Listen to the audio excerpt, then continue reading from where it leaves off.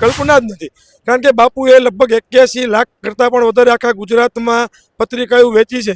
એના તમે ખાલી 10% ગણો તો 8 થી 8.5 લાખ માણસો તે દિવસે અહીંયા 500 સ્વયંસેવકોની આપણે માગણી કરેલી હતી, પણ સ્વયંભૂ 800 થી 900 સ્વયંસેવકો ખડે પગે ઊભા છે અને 20 ટ્રેક્ટરની જરૂર હતી, પેલા 40 ટ્રેક્ટર નાના એકદમ કન્ટિન્યુ કામ ચાલુ થઈ ગયું છે. આપણે પગદાણા સ્વયંસેવક મંડળ આવ્યું છે, ભાડું કરતી બાળકો પણ સેવા આપવા માટે આવ્યા છે અને ખૂબ સારી દાદાની દયાથી સેવા ચાલુ. તે દિવસે તો ગોહિલવાડની આ ધરતી ઉપર પહેલી વાર જ્યારે પરમ વંદનીય લાલબાપુ પધારવાના હોય તો માનવ મહેરામણ ઉભરાય છે. અહીંયા એક મિની કુંભ મેળા જેવું વાતાવરણ છે. 26 તારીખે પછેગામની અંદર 2700 ડબ્બા તેલના આવેલા છે, 36,000 કિલો ખાંડ આવેલી છે, 500 કટ્ટા તુર દાળ છે, પછી 1700 બેસન, પછી 500 ડબ્બા ચોખ્ખું ઘી, 4 ટન સૂકો મેવો, 1500 કટ્ટા ઘઉં.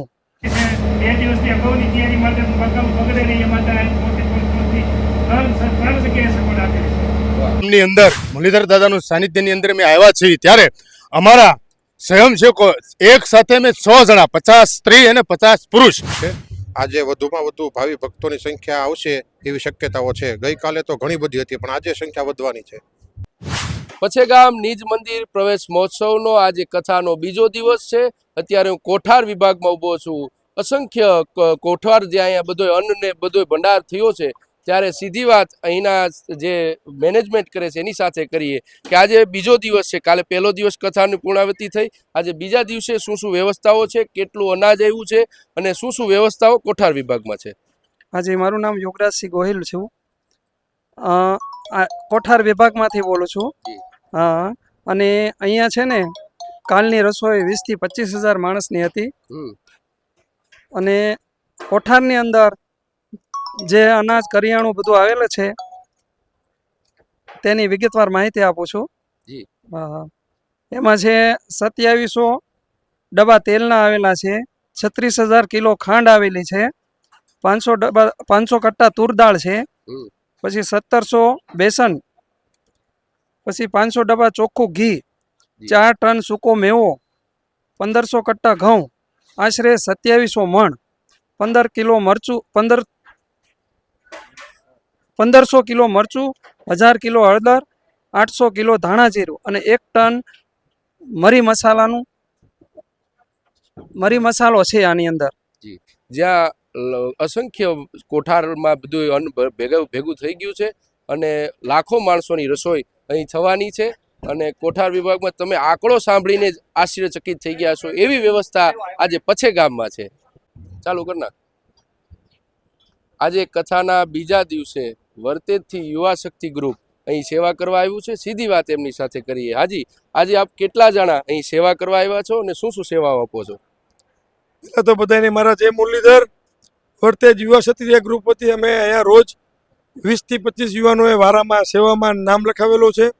આ પછેગામ નિમિત્તે જે નિજ મંદિર પ્રવેશ ઉત્સવ છે એમાં પર ડે કાલે 40 થી 50,000 થી પણ વધારે માણસોની રસોઈ હતી. આજે પણ લગભગ 1 લાખ માણસોની રસોઈ છે, જ્યાં લગી જાણવા મળ્યું ત્યાં લગી. અને આજનું મેનુ પણ ખૂબ સરસ છે.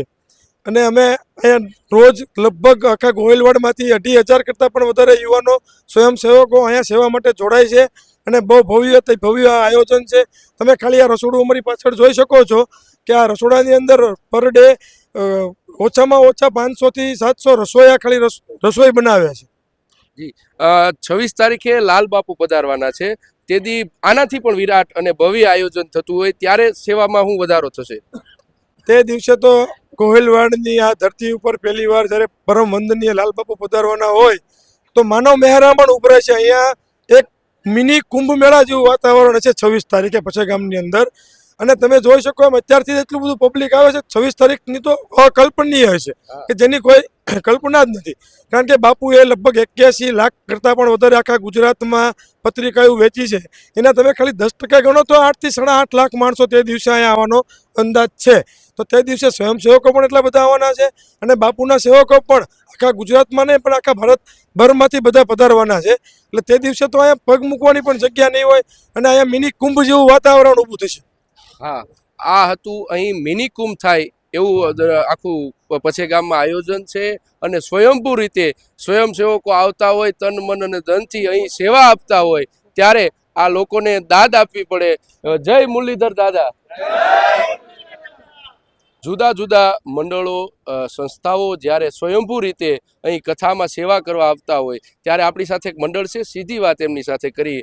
આજે આપનું મંડળનું નામ અને આપ કેટલા જણા અહીં સેવા કરવા આવ્યા છો?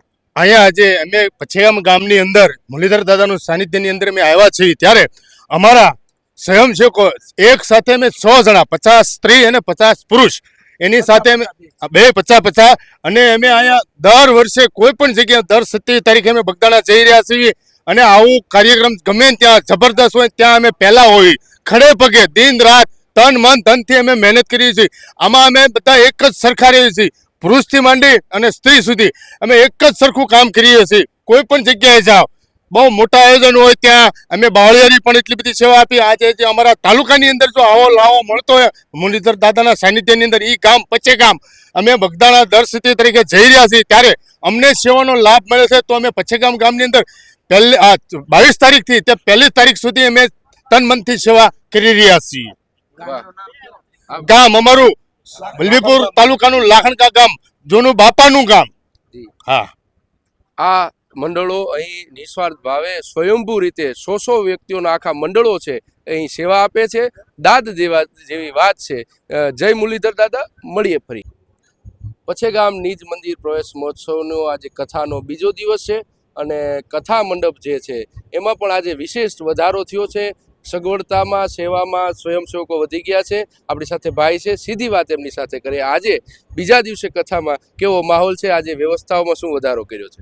ગઈકાલે ઘણી બધી ભાવિ ભક્તોની ભીડ હતી, એને ધ્યાનમાં રાખીને આજે કથા મંડપની અંદર સ્વયંસેવકનો વધારો કરવામાં આવ્યો છે, ટ્રાફિકની અંદર વધારો કરવામાં આવ્યો છે અને ખાસ કરીને ભોજનશાળાની વ્યવસ્થાની અંદર સ્વયંસેવકોનો વધારો કરવામાં આવ્યો છે. આજે વધુમાં વધુ ભાવિ ભક્તોની સંખ્યા આવશે એવી શક્યતાઓ છે. ગઈકાલે તો ઘણી બધી હતી પણ આજે સંખ્યા વધવાની છે. કોલ્ડ રૂમમાં ઊભો છું, ભાઈ સાથે સીધી વાત કરીએ. અહીં કેવી વ્યવસ્થાઓ?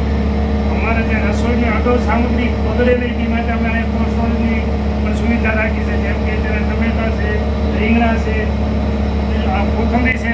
2 દિવસની અગાઉની તૈયારી માટે બગડેલી એ માટે મોટી કોર્સની 3 જગ્યાએ સગવડ આપેલી છે.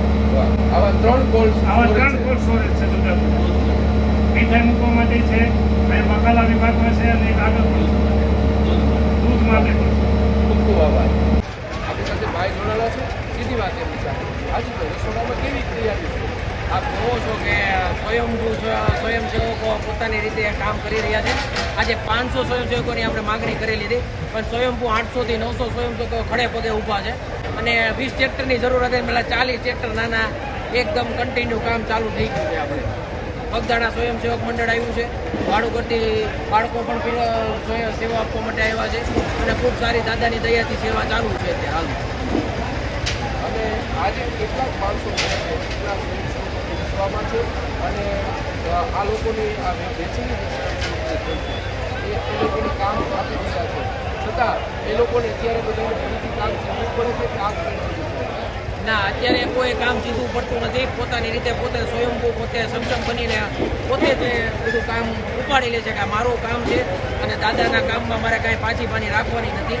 અને સ્વયંસેવકો 500ની માગણી કરેલી હતી આપણે, મેં પહેલાં વાત કરી એમ 800ની માગણી ઓલી થઈ છે અને આજે રસોઈ છે 25 થી 30 હજાર માણસોની આજે રસોઈ બનાવેલી છે અને જે પછી જાણ જણાય છે એ પ્રમાણે રસોઈયા પણ ખડે પગે છે કે કેટલું આપણે માણસોનું આયોજન કરવું છે.